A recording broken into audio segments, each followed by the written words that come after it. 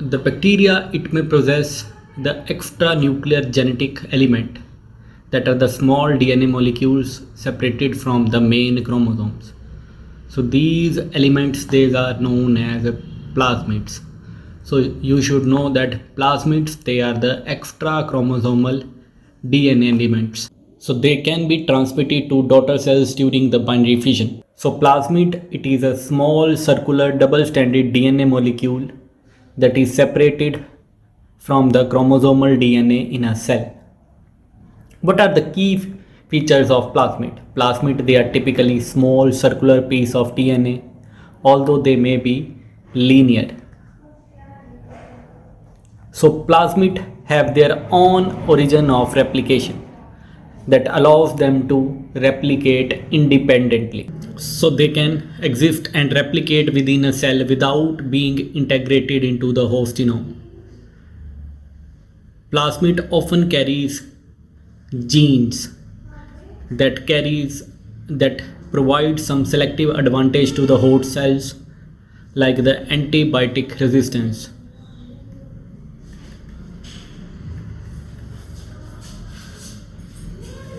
So it can carry genes that provide resistance to the antibiotic. So when the bacteria, it acquire plasmid with the antibiotic resistance gene, they become antibiotic resistant. Plasmid, they are involved in horizontal gene transfer, where the genetic material, it is exchanged between the different bacteria. So that is why plasmid, they are used in molecular biology and biotechnology. Other important feature is the slime layer. The slime layer and the capsule. So many bacteria, they produce a viscous or slimy material around their cell wall. So when this viscous material, it is organized into well-defined structural layer, it is known as a capsule. In contrast, when the secretion is loosely arranged and they lack a distinct structure, then it is known as a slime layer. Some bacteria may have both capsule and slime layer. Example is Streptococcus salivarius. It can have both capsule as well as slime layer. Capsule, they are important. Capsule are often composed of substances like polysaccharides, or they could be polypeptides. Polypeptide example is anthrax, bacillus, and polysaccharide example is Streptococcus pneumoniae. So slime or capsule, they have a little affinity for the basic dyes and are not visible in the regular gram stained smears. Special staining techniques like the copper salt are available for visualizing the capsule. The capsule, remember, we discussed that the capsule, for visualizing the capsule, we use stain that is negative staining. Like example is Indian ink. So dye we use is Indian ink. In this method, the capsule will appear as clear halo surrounding the bacteria, set against a dark background. The slime layer, it is loosed, unorganized, water-soluble layer of polysaccharides and glycoproteins. So slime layer, it helps the bacteria to adhere to the surfaces. So in negative staining, you will see the capsule will remain colorless while the background, it is stained. Now the material making up capsule, it is antigenic. That means it can induce an immune response in the host. So capsule, they can be demonstrated using serological method. When bacterial suspension containing capsule, it is mixed with specific anticapsular serum and observed under microscope, the capsule will become highly visible. Important is what is Quilling reaction. So this reaction where the capsule swells up when exposed to specific antisera, that is known as the Quilling that is known as quilling reaction. So it was the quilling reaction. It is used for identifying the Streptococcus pneumoniae bacteria. The other important component, they are the fimbriae. So what are the fimbriae? So fimbriae, these are just like the fine hairs like surface appendages that are found in gram-negative bacteria. So fimbriae can be seen in both gram-positive and gram-negative bacteria, whereas pili, they are found in gram-negative bacteria. So they appear as the pili appear as hair-like straight appendages, and fimbriae, they appear as tiny bristle-like fibers arising from the surface of bacterial cells. So fimbriae, they are shorter and thinner than the flagella. So the pili, it can be classified into two categories: common pili or sex pili. So pili, they consist of protein that is known as pillin protein, and fimbriae, they consist protein that is fimbrillin protein. So fimbriae represents remember, they are the organ for adhesion, whereas flagella, they are the organ for motility. Fimbriae, they serve as prime organ of adhesion that will allow the bacterial cells to firmly attach to various surfaces, including the particles. So the adhesion property is essential for anchoring the bacteria in a nutritional favorable environment. The fimbriae, they are antigenic, that means they can induce an immune response. The fimbriae, they are short, thin, hair-like appendages found on the surfaces of the bacterial cells, composed of protein that is fimbrillin. Now we discussed that pili, it can be common pili or sex pili. The sex pili, it is a specific type of pilus that is involved in the bacterial conjugation. So the sex pili, it is involved in the conjugation that is used to transfer the plasmid or genetic material from the donor cells to the recipient cell. So the sex pillars play a role in bacterial mating or horizontal gene transfer. So it allows for the exchange of the genetic information between the bacterial cells. The flagella, they are long whisper-like appendages composed of protein. So flagella, they are primarily responsible for the motility. So they enable bacteria to move through the liquid environment, including swimming, swarming, or tumbling.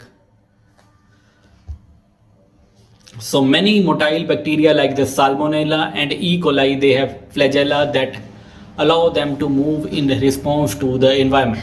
So flagella, they helps in the motility. The bacterial spores, they are also known as endospores. So they are the highly resistant resting stages that are formed by some bacteria. What is the function of these spores? They serve as a survival strategy for bacteria when they encounter unfavorable environment condition.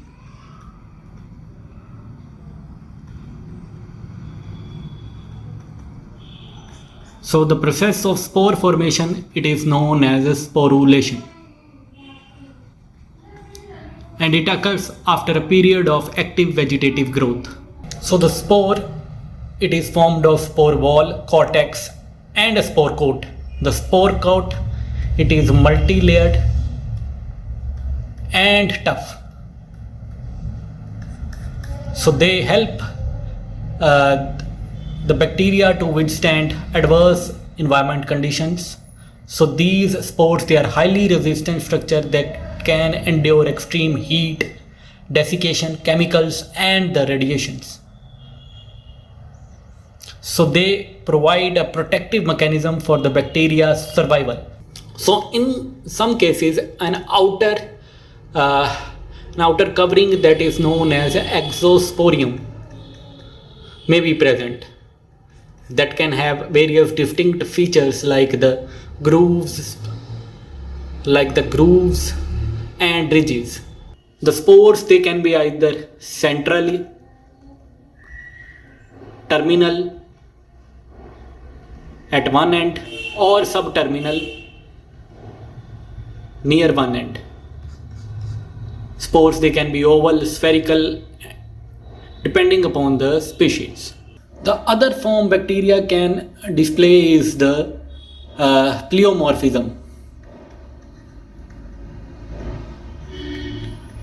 So some bacteria display considerable variation in shape and size.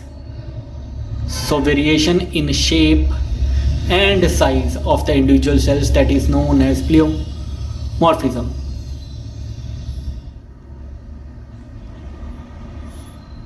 So some bacteria may exhibit swollen and apparent form in the aging culture in the presence of high salt solution. So these altered form are known as an involution form. Other forms can be L form. So they are the specialized variants of bacteria characterized by their unusual morphological features. So L form can be found in various bacterial species and may develop in response to agents like penicillin that disrupt the normal cell wall synthesis. So the bacterial spores, pleomorphism, involution and L form all reflect the remarkable adaptability and diversity of the bacterial life forms, allowing them to survive in a wide range of environment and conditions. The growth and multiplication of bacteria, it is very important to understand their biology. Now bacteria, we know it reproduced primarily through the binary fission. So bacteria primarily grow through which mechanism? It's the binary fission.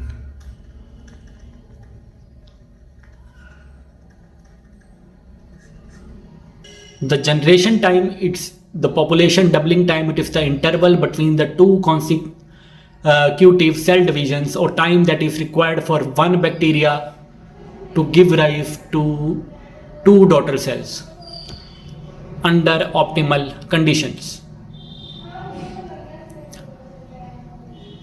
The bacteria, we know it reproduce very rapidly within the potential of exponential growth. So the bacteria, a single bacteria cells could theoretically produce a tremendous number of progeny in very short time. So bacterial growth in the liquid media typically follows a characteristic growth curve with the distinct phases. The first stage is the lag phase. The lag phase is the initial period where bacterial growth is not evident. So no increase in number of living bacterial cells is seen in which phase? It is seen in a lag phase. So it is characterized by adaptation of cells to new environment and synthesis of necessary enzymes and metabolic intermediates. The next stage is log phase. So which phase is characterized by exponential increase in number of living bacterial cells? It's the log phase. So following the lag phase, the cell, they starts to divide exponentially. So there is the phase is marked by constant doubling of the cells number with the time. The third is the stationary phase. The growth slows or stop down due to the nutrition depletion and accumulation of the toxic products. So number of the newly formed cells balance the number of dying cells. So that results in the stationary viable count. The last stage is the decline phase. So there is a decline in population due to factors like the cell death or autolysis or other detrimental conditions. So let us explain the growth and multiplication of bacteria using an example like E. coli in the culture media. Suppose you want to grow a culture of E. coli in a liquid media. So initially after the inoculation, the medium with a small number of E. coli cells, there is a lag phase. The first phase is the lag phase. So during this phase, the E. coli cells, they are adapting to the new environment and there is no significant increase in the cell number. So the duration of lag phase, it will depend upon various factors like specific strain, the size of inoculum and composition of the culture medium. The second is the log phase. As the cell adapts and starts to multiply, they enter the log phase. So in this phase, the E. coli cell, they will divide rapidly and exponentially. The cell count increases by a constant factor over time. So this phase can continue as long as nutrients are available and the conditions are favorable. The third phase is the stationary phase. So eventually the culture reaches a point where nutrients become depleted. Waste products accumulate and other factors limit the further growth. So here the number of newly formed E. coli balance the number of cells that die. So the viable count remains relatively constant.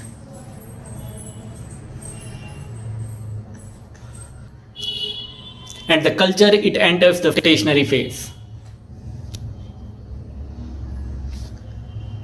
In some cases, the culture may enter the decline phase. This occurs when the condition becomes unfavorable and number of the dying cells surpass the number of the newly formed cells.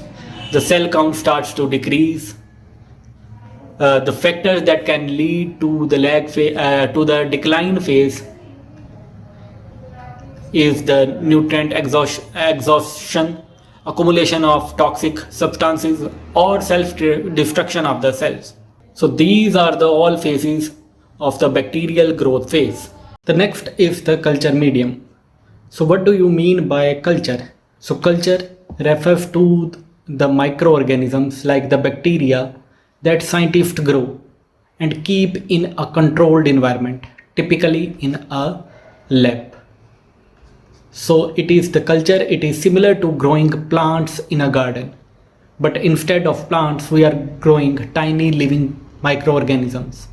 We can't see with the naked eyes, like the bacteria, to study them. What is medium? Medium is like special soil or food for these tiny organisms. So just like the plants, we know they need soil and nutrients to grow. Microorganism needs a special mixture of ingredients, the medium, that will provide all the essential things they need to grow and multiply. Now let us discuss the types of the culture media. So the culture media can be classified based on the physical state. They can be either solid media, semi-solid media, and the liquid media.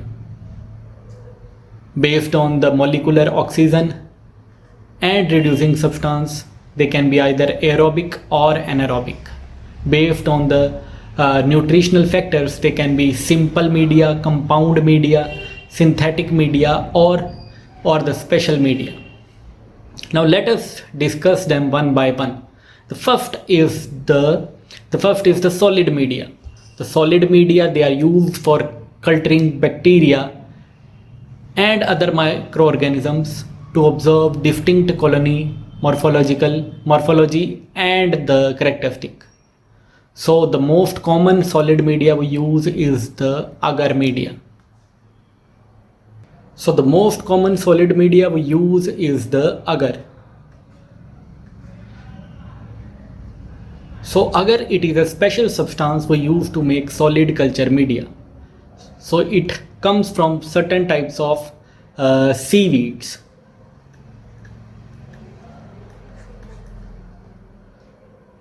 So it is prepared from seaweeds.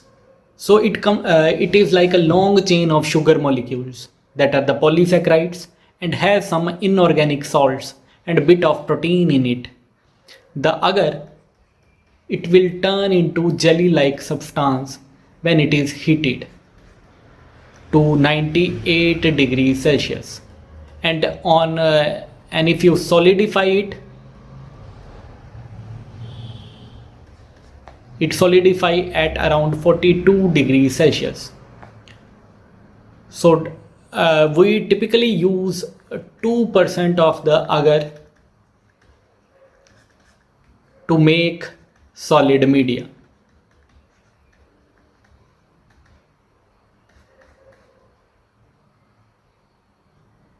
So the jellifying property of how well it turns into jelly can vary between the different types of agar from different places.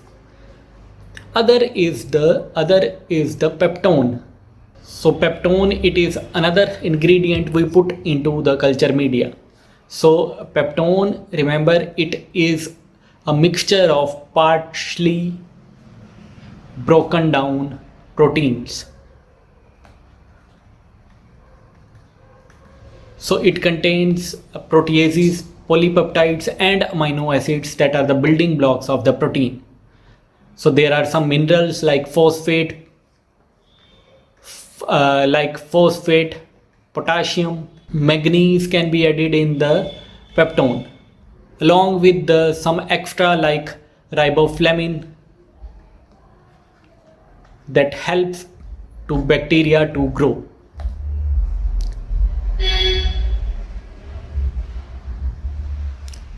So another ingredient is the meat extract.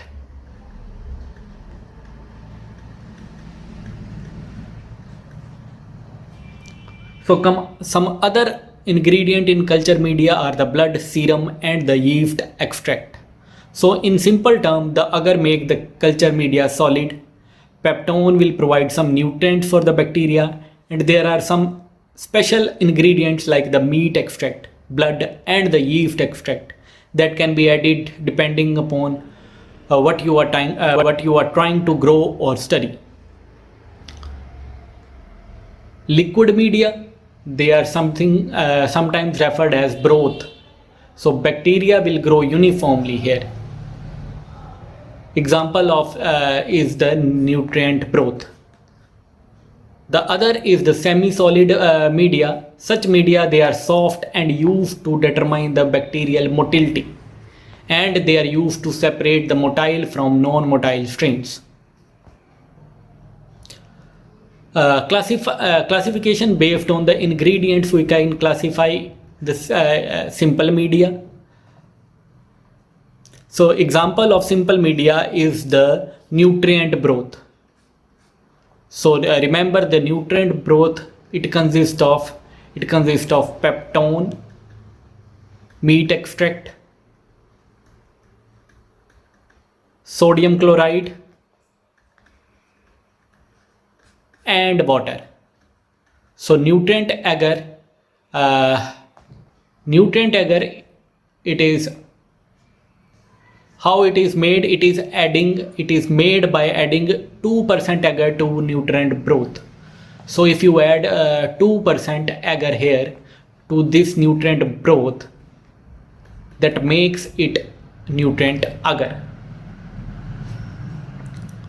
So if the concentration of agar it is reduced to 0.2 to 0.5%, a semi-solid agar is obtained.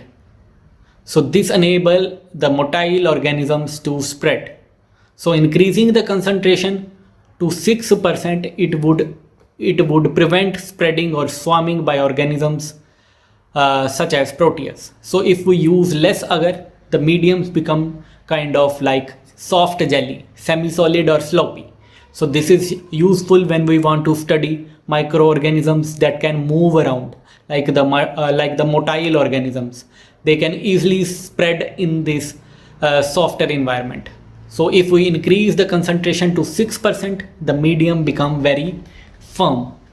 So that will prevent certain microorganisms like the proteus from spreading or swarming around. So the amount of agar we use changes the texture of the medium, making it suitable for different types of the microorganisms. Now coming to the complex media. Complex media, the example is blood agar. So complex media would contain variety of a variety of complex ingredients like the digestive proteins, animal tissue, or even the whole blood cells. Blood agar, it contains blood, usually the sheep's blood, in addition to nutrients like peptone, yeast extract, and agar. So the complex media, they are used to grow a wide range of microorganisms, including those have a complex nutrient requirement. So they are particularly used when you want to support the growth of many different types of bacteria, as they provide a broad spectrum of nutrients. Blood agar, it is often used to cultivate and differentiate bacteria based on their ability to break down blood cells, that is hemolysis. Other type of media is the synthetic. So the complex media, the example is blood agar, chocolate agar, McConkey agar.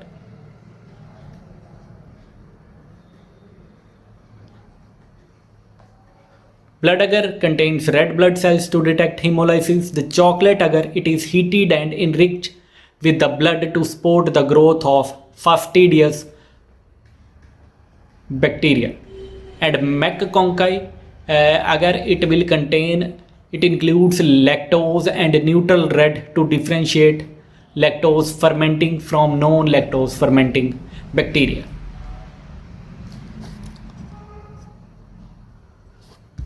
The other type is the synthetic or defined media. So synthetic media, they are created by mixing a precise quantity of pure chemicals. So pure chemical compounds like the salts, amino acid, vitamins, and other essential nutrients that are required for the bacterial growth. Example is a peptone water, simple peptone water medium, 1% peptone with 0.5% sodium chloride in water. They may be considered as a semi-defined medium. Other composition can be based upon the oxygen requirement. They can be either aerobic. So aerobic media, they support the growth of microorganisms that require oxygen for metabolism, or there could be anaerobic, that thrive in the absence of oxygen. Now coming to the special media can be enriched media, selective media, differential, transport media. These are the special media. The first is the enriched media. In enriched media, substances like blood, serum, or egg, they are added to the simple media. So they are used to grow bacteria which are more exacting in their nutritional needs. So example are the blood agar, chocolate agar, etc. So this one is the blood agar, this one is the chocolate agar.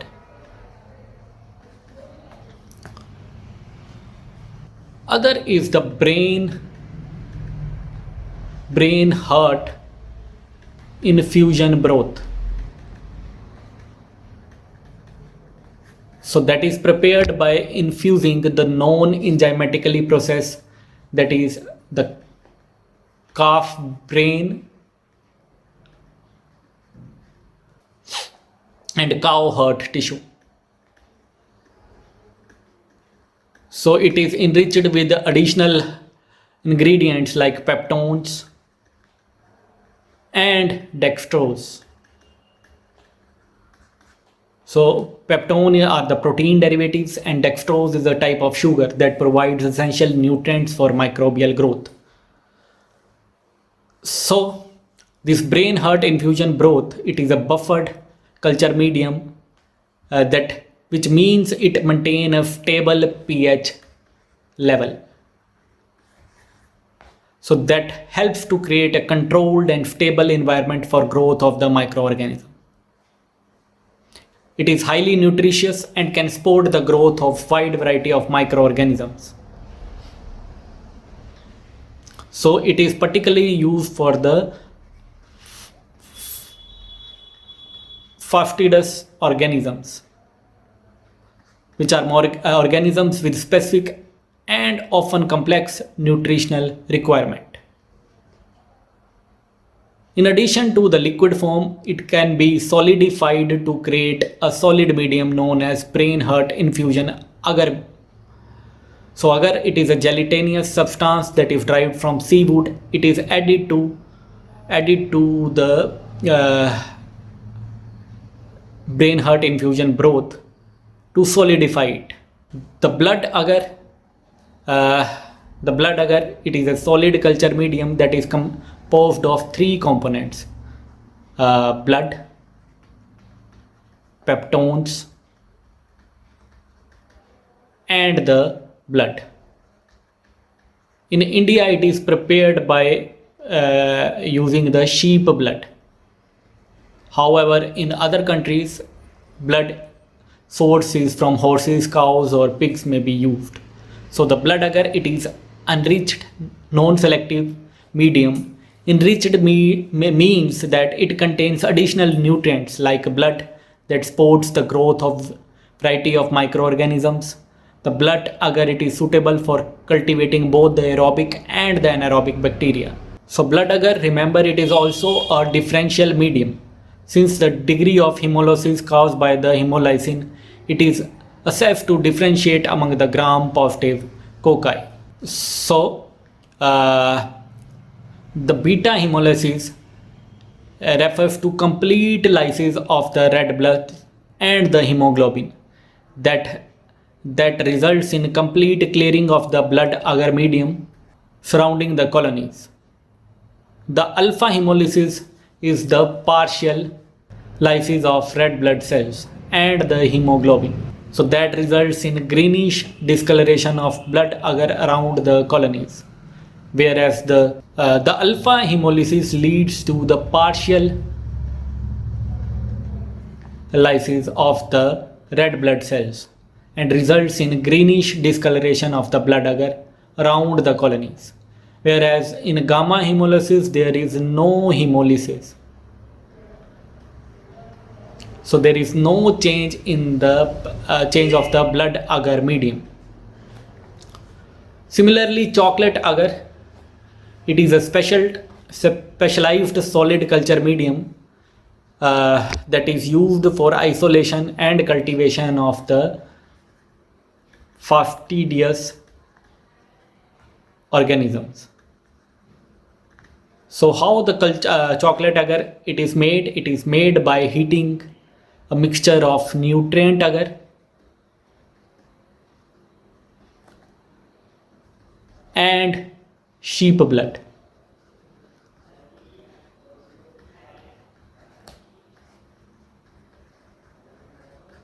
So the heating process would disrupt the red blood cells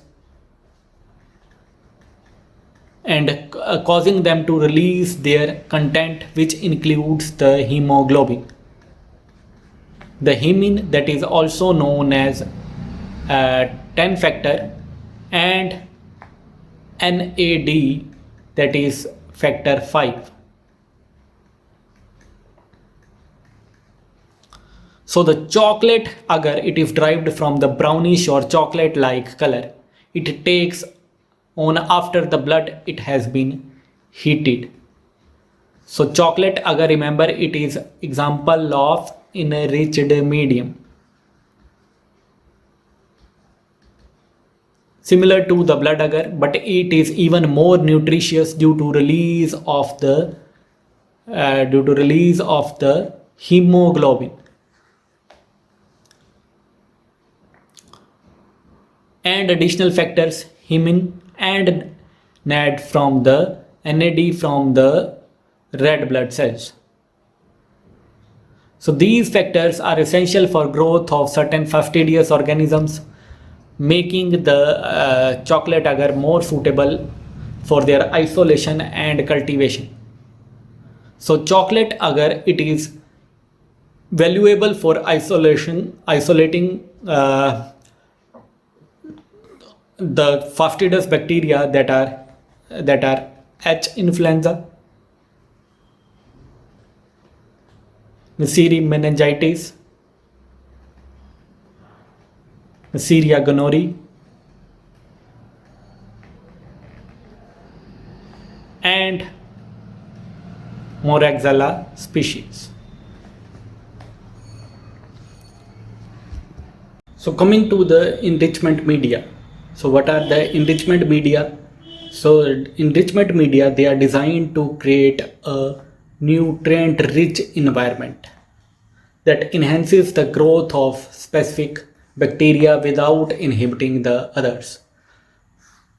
So they do not contain inhibitory substance.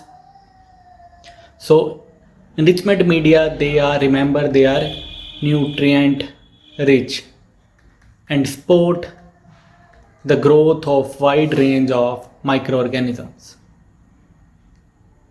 So they do not incorporate specific inhibitor, but the aim is to provide the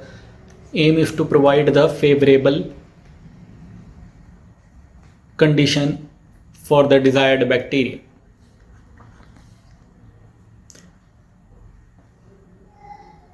So enrichment media, they are used when there is need to increase the number of specific bacteria present in sample.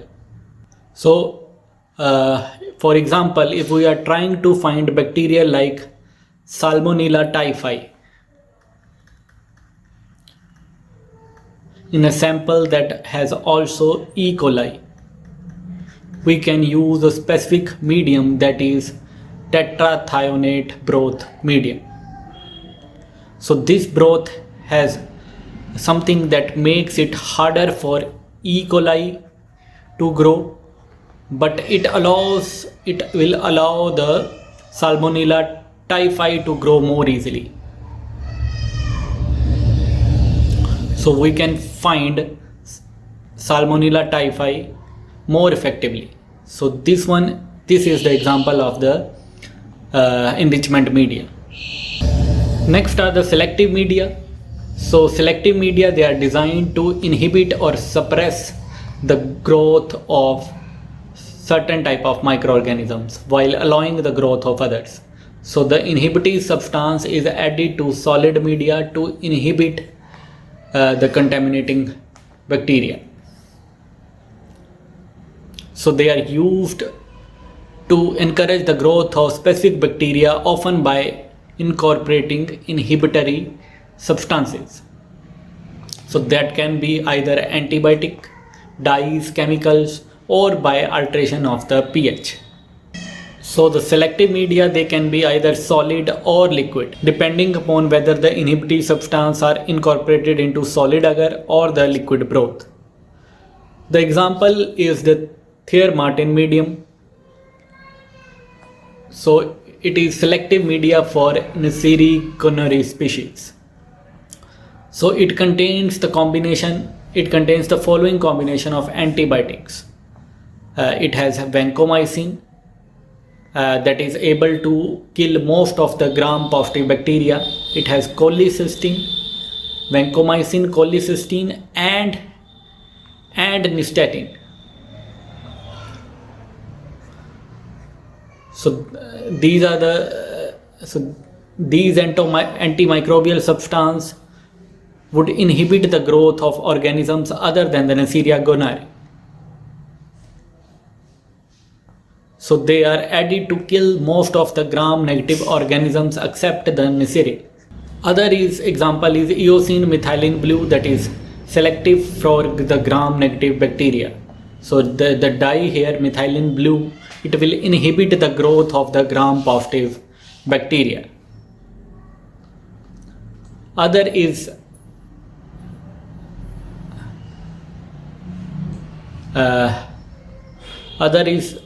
algae medium.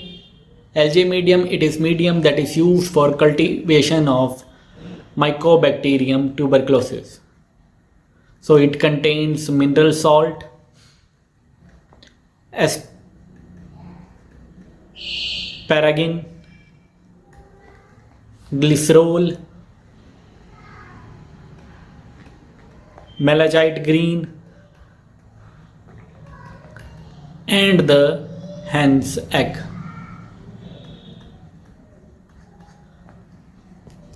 The malachite green will act as an inhibitory agent that will prevent the growth of most other microorganisms. So this medium is especially useful for primary isolation, as it supports the growth of the mycobacterium from very small inoculums, so making it a crucial tool in tuberculosis diagnosis. The other examples are the other examples could be thiosulfate, bile salt, sucrose medium. So this medium, it is used for the isolation of the Vibrio species, that is the Vibrio cholera. So it promotes the growth of Vibrio species and suppresses the growth of non-Vibrio bacteria. Other media is the indicator media. So they will change the color when bacteria grow in them. For example, incorporation of sulfide in Wilson Blair media. So F-typhi, what that will do, it will reduce the sulfite to sulfite in presence of glucose, and the colonies of F-typhi, they will have black metallic sheet. Other is the differential media. So differential media, they are designed in such a way that different bacteria can be recognized on basis of their colony color. So the differential media, they are used for distinguishing between the different bacteria based on their specific characteristic, metabolic activities, or the enzyme activities. So one of the classic example of differential media is the McConkey agar medium.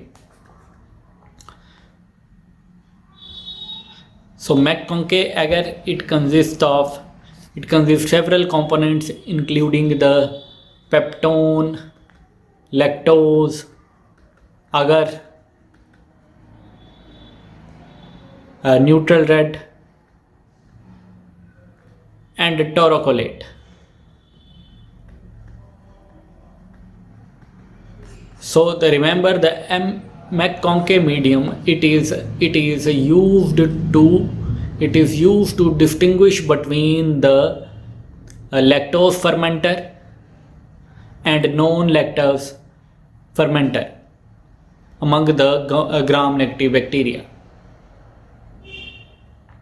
So lactose fermentation, it is a process in which bacteria can use lactose as a carbon source producing acidic byproducts.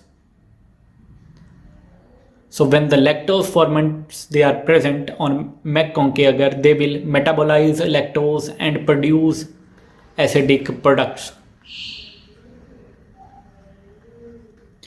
So the neutral red pH indicator in the medium changes the color, turning the colonies of lactose fermenting into pink color.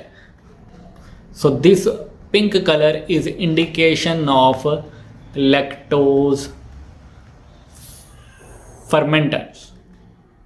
So that is why the lactose fermenters will give pink colonies, and the non-lactose fermenters would be colorless colonies. So the bacteria that cannot ferment lactose, such as Shigella, Salmonella, they do not produce acidic byproducts. So their colonies remains colorless or pale on the McConkey agar. Other example is the xylose lysine deoxycholate agar that is used for recovery of Salmonella and Shigella species.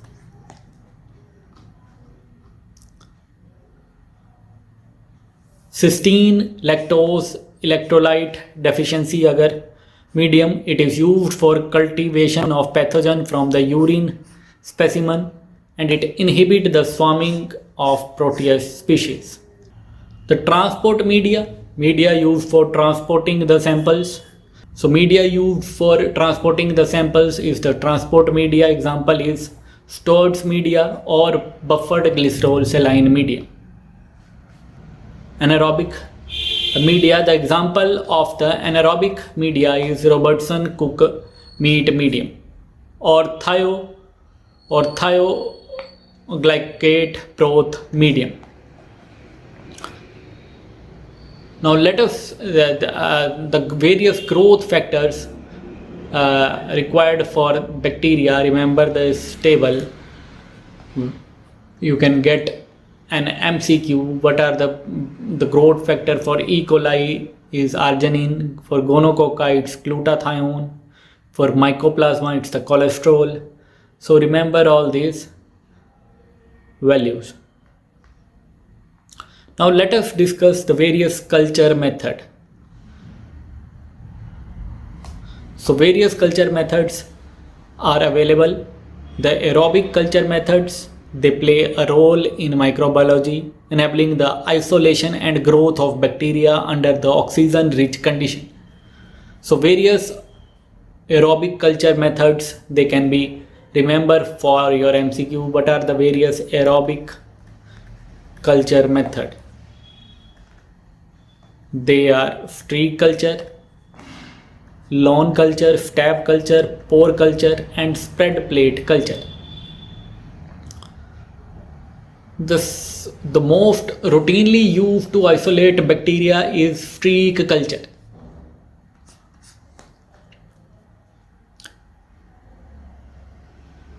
So it is ideal for obtaining well separated colonies.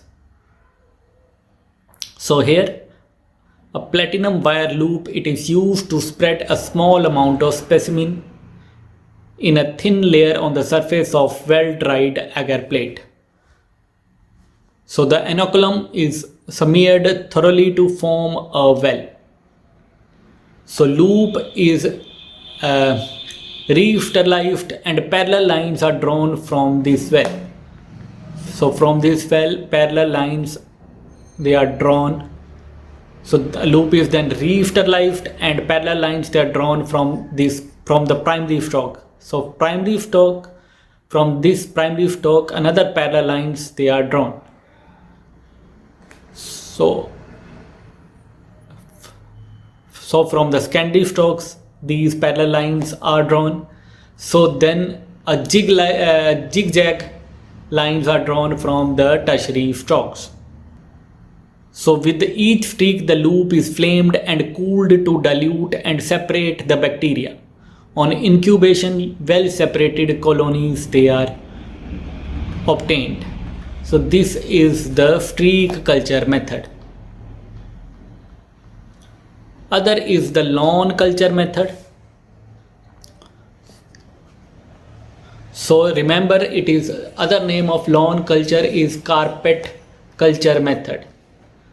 So it is used to provide a thick uniform surface growth of the bacterium.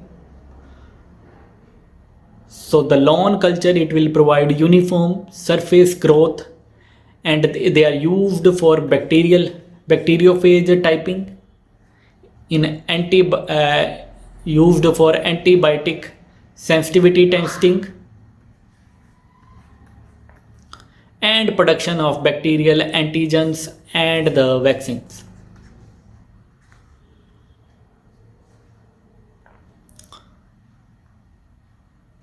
So there are two types of methods. They can be either used by swabbing. So here a swab soaken in the bacterial culture can be used to inoculate the plate.